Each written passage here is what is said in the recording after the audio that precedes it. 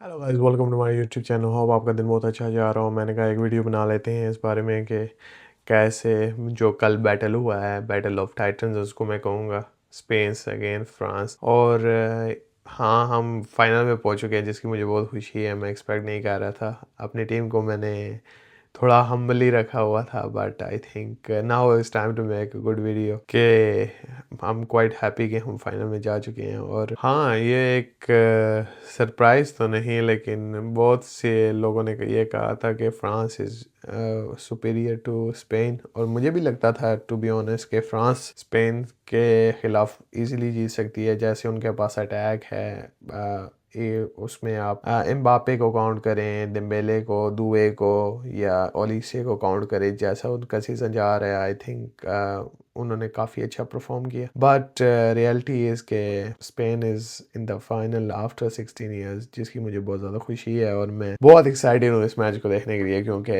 It may be going home. और reality ये है कि इस गेम में भी लोग कहेंगे हाँ जी कंट्रोवर्सी हुई है, लूकास दिग्ने ने जब किक मारी, यमाल को किक लगी और उसकी वजह से पेनल्टी थी, और लोग आर्ग्यू करेंगे कि नहीं वो पेनल्टी नहीं बनती थी क्योंकि लूकास दिग्ने उसको देख नहीं रहा था। बट फुटबॉल के अंदर ऐसा ही होता है, कुछ डिसीजंस जो होते हैं वो आपके खिलाफ ही जाते हैं। और इस गेम में रियलिटी ये थी कि डिसीजंस वेर गुड। और हाँ, लूकास दिग्ने को उधर काफ़ी एस्टिट्यूड और इंटेलिजेंस दिखानी चाहिए थी, और उसको इस हार्श वे में किक नहीं करना चाहिए था। बट इस पॉइंट पे आगे मुझे लगता है कि हमें बात करनी चाहिए और याज़ाबाल के बारे में, जिसने पेनल्टी मारी थी।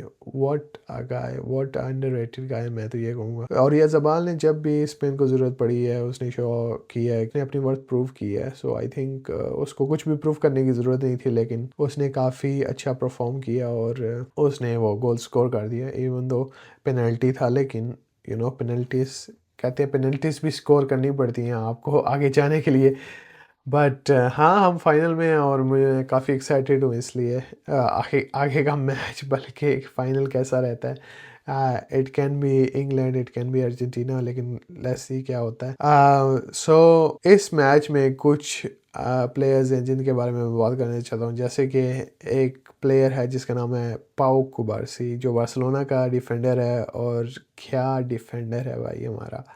आई एम सो हैप्पी कि वो इतना अच्छा वर्ल्ड कप में परफॉर्मेंस कर रहा है। और लिटरली कार्लोस ने क्या स्टॉप्स किए हैं, आई कांट बिलीव के यू नो किस लेवल पे वो परफॉर्मेंस दे रहा है। बट या रियलिटी है इसके सब यमाल के बारे में बात करेंगे कि वो 19 साल का है, लेकिन पाउ कुबारसी भी 19 साल का है, which is quite funny and genuinely speaking unexpected. हाँ, लेकिन अगर इस गेम को हमने डिफ़ाइन करना हो तो इसको हम ऐसे डिफ़ाइन कर सकते हैं कि लुइस दे ला फुएंटे ने क्या चेस की मास्टर क्लास दी है दिशाम को, और कैसे उसने उनके चारों अटैकर्स को न्यूट्रलाइज कर दिया है। Even Barcola, Mbappe, Dembélé, Olise, और जब इवन दुए आया सब्स्टिट्यूट होके, चेरकी आया, तो इसके बावजूद भी लुइस दे ला फुएंटे के लिए हेड्स ऑफ है। ही प्रूव्ड के वो अच्छा नेशनल कोच है, और उसने अपनी वर्थ डेफिनेटली प्रूव कर चुका है। पीछे भी वो यूरो जीत चुका था, लेकिन अभी इस टाइम उसने डेफिनेटली अपनी शोकेस की है एटीट्यूडनेस और इंटेलिजेंस। और आई एम हैप्पी कि हम फाइनली आफ्टर 16 साल बाद वर्ल्ड कप के फाइनल में जा रहे हैं। और एक प्लेयर जैसे कि जिसको हम हमेशा से कहते हैं कि वर्ल्ड बेस्ट मिडफील्डर, और उसने बालोन d'Or भी जीता है मैनचेस्टर सिटी में। मैंने उसको काफ़ी दफ़ा लाइव खेलते हुए भी देखा है। लोग उसको अंडरमाइन करते हैं कि वो आ, उस लेवल का या उस कैलिबर का प्लेयर नहीं है, लेकिन इस वर्ल्ड कप में जितनी रिकवरीज रोद्री ने की हैं इतनी कोई भी नहीं कर सका। और उसने अपनी वर्थ दोबारा से प्रूव किया। आई थिंक अगर उसका सीज़न क्लब लेवल पे अच्छा गया होता, क्योंकि वो क्लब लेवल पे पूरे साल तकरीबन इंजर था, आई वुड गो एंड से के बालोन d'Or रोद्री को दोबारा से जीतना चाहिए। बट अनफॉर्चुनेटली देखते हैं बालोन d'Or कौन जीतता है। लेकिन क्या गेम थी, आई डोंट नो मैं क्या इस गेम के बारे में बात करूँ। कैसे ट्रायंगल्स में स्पेन ने गेम को मैनेज किया, कैसे स्पेन ने शो किया कि they have such a good team, और बैलेंस टीम होना आई थिंक बहुत ज़रूरी होता है। और आई थिंक स्पेन के पास इस टाइम पे वर्ल्ड की सबसे बैलेंस टीम है। हमारे पास जैसे कि कल आपने देखा, अगर पेद्री नहीं खेल रहा तो फाबियन खेल लेगा, फाबियन खेलेगा, कि क्या मास्टर क्लास थी। दानी ओल्मो अगेन एक वो लड़का जो बार्सिलोना में खेलता है, लेकिन जब वो नेशनल लेवल पे जाता है और ऐसे परफॉर्म करता है कि हमें एज अ बार्सिलोना फैन भी शॉक कर देता है कि भाई ये कौन सा वर्जन है दानी ओल्मो का, ये कोई डिफरेंट फाइल तो डाउनलोड नहीं हो जाती इसके अंदर। बट इनक्रेडिबली लामिन यमाल की क्या गेम थी। वो जाता रहा, बार बार जाता रहा, पासिस स्पेसिस बनाता रहा, और या बहुत अच्छी गेम, बहुत फैसिनेटिंग, बहुत मज़ा आया गेम को देखते हुए।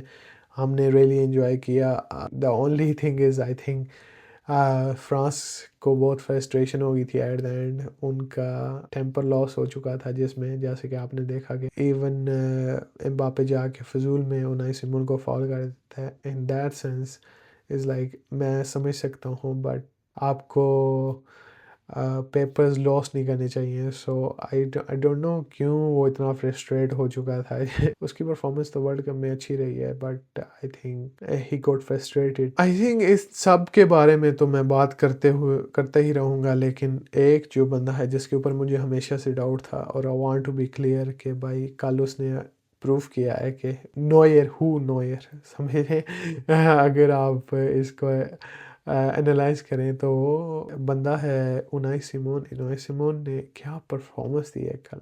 आई थिंक जब से वो नेशनल टीम के लिए खेल रहा है, ये वाली उसकी परफॉर्मेंस सबसे बेस्ट थी। मैंने ऐसी परफॉर्मेंस उसकी कभी भी नहीं देखी, और मैं हमेशा से डाउट करता था। मैं कहता था हमारे पास इतना अच्छा गोलकीपर राया है, जॉन गार्सिया है, क्यों वो बेंच पे बैठे हुए हैं, क्यों यूज़ होता है हमेशा, क्यों लुइस दे ला फुएंटे ट्रस्ट करता है उनाई सिमोन के ऊपर, क्यों जॉन गार्सिया नहीं यूज़ करता। बट yesterday भाई जैसी उसने performance the, I think that was again उसकी गलत डिस्क कोई डाउनलोड हो गई थी उसके अंदर, जिसकी वजह से उसने प्राइम नोयर वाली परफॉर्मेंस दी है। I am blown away from him.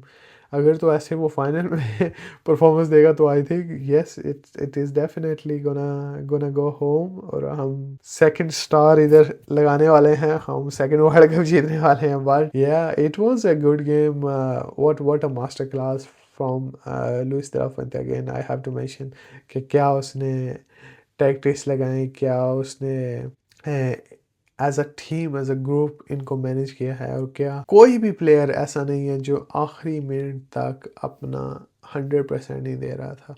Even वो कुकुरेया हो, इवन वो पेड्रो पोरो हो, बाद में योरेंटे भी आ गया था। Incredible incredible. बट यस हम फाइनल जा रहे हैं, so I am quite happy about that, and I think it's really important कि हम तो अभी भी थोड़ा हम्बल है।